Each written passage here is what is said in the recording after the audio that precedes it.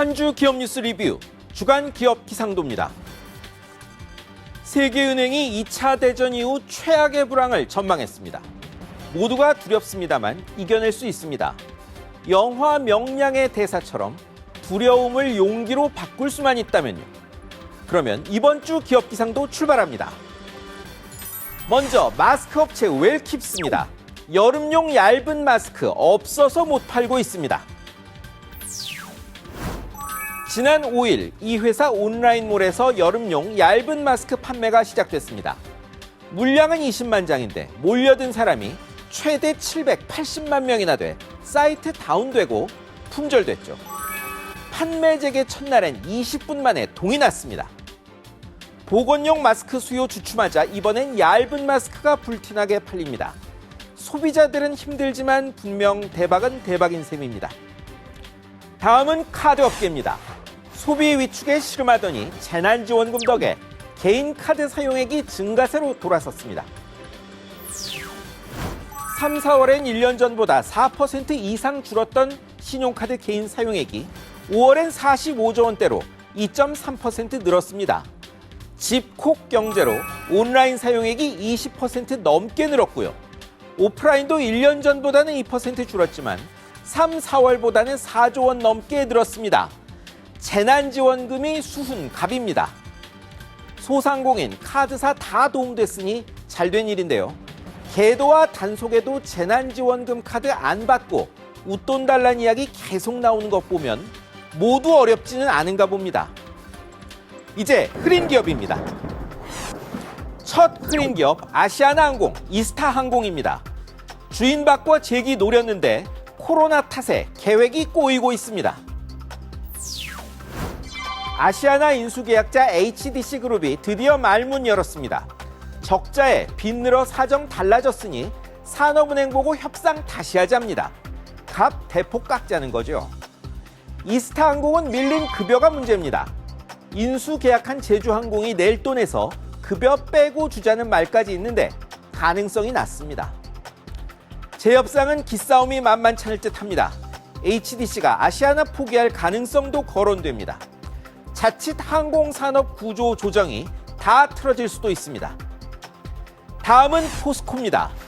투자귀재 워런 버핏이 인정한 세계 최고 철강사도 코로나 사태의 창사 이래 첫 유급 휴업 들어갑니다. 지난주 현대제철 전기로 중단 소식 전해드렸죠. 이번엔 철강업계 맏형 포스코가 포항, 광양 일부 설비 멈추고 직원들 급여 70%만 주고 휴업합니다.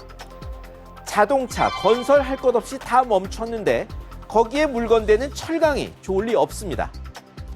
6월 9일은 1973년 포스코의 첫 고로에 쇳물 생산을 기념하는 철의 날입니다.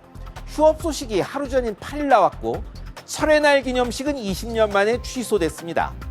철강업계의 심리적 충격이 큽니다. 이번엔 하나은행입니다. 해외 금리 연계 파생결합 상품 DLF 문제로 거액 과징금의 징계 받았는데 또 일 벌어졌습니다. DLF 든 고객들 금융거래 정보를 하나은행이 법무법인의 고객 동의 없이 넘긴 겁니다. DLF 판 직원들 법률 상담 지원 위한 것이고 외부 유출 없었다는 하나은행의 해명에도 금융위원회는 금융실명법 위반으로 받고 금융감독원은 제재 착수했습니다. 요새 금감원과 금융그룹들 사이가 안 좋은데요. 하나금융만 해도 회장 연임, 채용비리 논란으로 갈등 겪더니 DLF 문제도 커지고 있습니다. 하나은행은 아예 징계, 과징금 다 취소하라고 소송도 걸었습니다. 마지막은 롯데월드입니다. 안 그래도 손님 없는데 코로나 의심 환자 학생 다녀가 하루반 문 닫고 방역까지 해야 했습니다. 다행히 이 학생이 마스크를 잘 써서 함께 있던 이용객 포함해 접촉자 700여 명 다 음성 나왔지만 파장은 컸습니다. 롯데월드는 7일 낮 문 닫은 뒤 영업 쉬며 5번 방역했고요.